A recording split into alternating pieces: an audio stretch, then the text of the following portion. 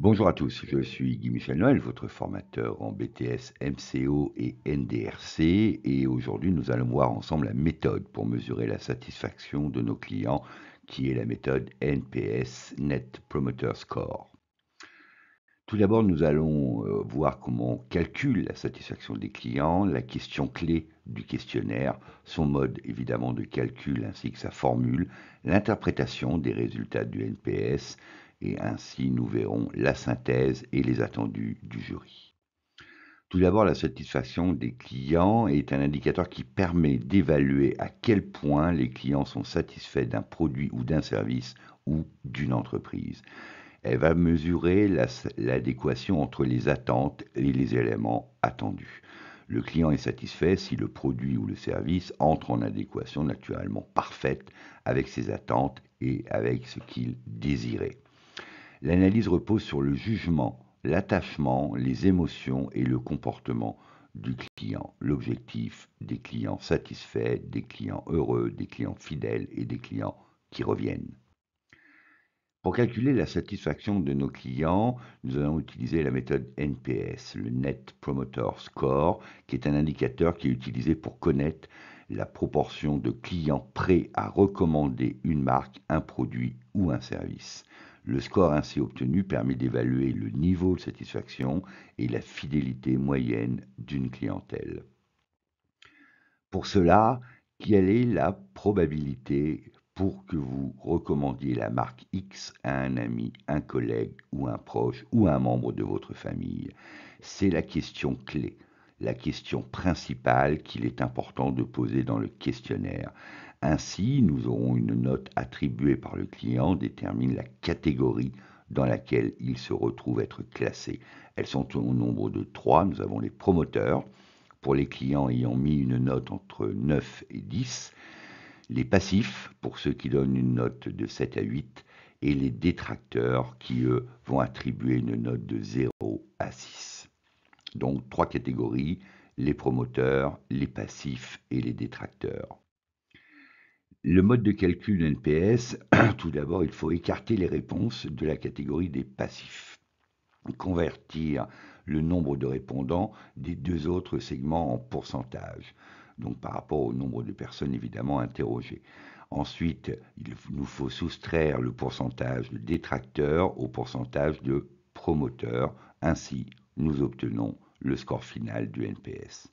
Par exemple, si sur 1000 répondants au questionnaire, à un produit, on récolte 250 détracteurs, donc 25%, et 450 promoteurs, donc 45%, le net promoteur score de ce produit est de 20, soit 45 les promoteurs, moins 25 les détracteurs. Étant entendu que le score NPS se situe dans une fourchette de moins 100 à plus 100. La formule de calcul du NPS, c'est naturellement donc nombre de promoteurs moins nombre de détracteurs que l'on va diviser par le nombre de personnes interrogées multiplié par 100. Le NPS correspond donc au pourcentage des promoteurs auquel on soustrait le pourcentage des détracteurs. Nous pouvons retenir la formule suivante, NPS égale promoteur sur l'échantillonnage interrogé moins les détracteurs divisé par l'échantillonnage interrogé. Et nous obtenons le score. Sachant que le NPS, je le rappelle, va de moins 100 à plus 100.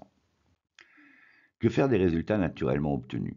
Tout d'abord, le niveau des promoteurs, il faut tenter de le conserver, de le garder, parce qu'il représente une force évidente pour l'entreprise. Faites tout ce que vous pouvez faire pour les augmenter davantage. Ensuite, concernant les détracteurs, il nous faut les convaincre, tenter à ce qu'ils deviennent des promoteurs. Il faut les écouter attentivement et comprendre leur insatisfaction. Quant aux passifs, eh bien évidemment, notre job, c'est de tenter de les faire basculer vers les promoteurs. Pour cela, il s'agit de les écouter, de comprendre quel est leur niveau d'insatisfaction, quels sont les points qui feraient que nous pourrions les amener vers la catégorie promoteur. Interpréter le NPS, il est pour cela important de relier ce score au secteur d'activité de l'entreprise concernée. Selon que l'organisation appartienne au secteur de la santé, de la banque ou des nouvelles technologies, le NPS ne sera pas interprété de la même manière. Il est en effet plus difficile pour un client de recommander une banque qu'une marque high-tech. C'est pourquoi il est nécessaire de comparer son ratio à celui de son secteur d'activité et à celui naturellement de ses concurrents pour que nous ayons une idée fidèle et plus précise du niveau de satisfaction de la clientèle. NPS Benchmark est un site qui propose ce service de consultation. Ne pas hésiter à l'utiliser. Un NPS supérieur à 0 va signifier qu'on a plus de promoteurs que de détracteurs, alors qu'un NPS inférieur à 0 exprime que le pourcentage de détracteurs, malheureusement, est supérieur au pourcentage de promoteurs. Dans ce cas, naturellement, l'expérience client n'est pas optimale. Un score, par contre, égal à 0, évidemment, c'est équivalent à un 10 sur 20 que l'on pourrait a priori, je dis bien, qualifié de correct. Complétez le score avec d'autres données de l'entreprise pour avoir une représentation précise client. Les données factuelles pour enrichir les informations liées au questionnaire NPS. L'entreprise a également tout intérêt à se servir du maximum de données factuelles qu'elle possède. Pour cela, il est intéressant de coupler cette question dont nous avons vu tout à l'heure avec d'autres questions, notamment qualitatives, qui s'avèrent très utiles. Par exemple, qu'est-ce qui vous a motivé à attribuer cette note? Que pouvons-nous améliorer pour vous satisfaire davantage? Quel aspect de notre produit avez-vous particulièrement apprécié?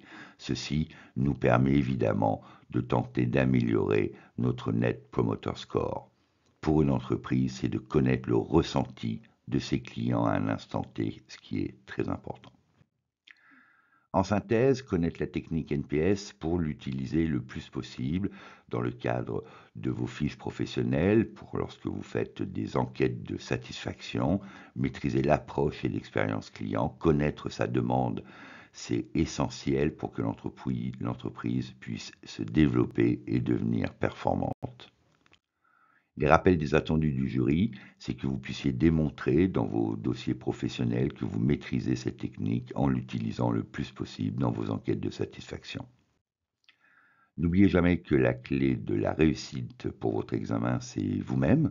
Nous, formateurs, nous ne pouvons que vous donner notre expérience, vous transmettre notre formation, notre background, mais le clé du succès ne repose que sur votre travail, votre pugnacité, donc vous-même.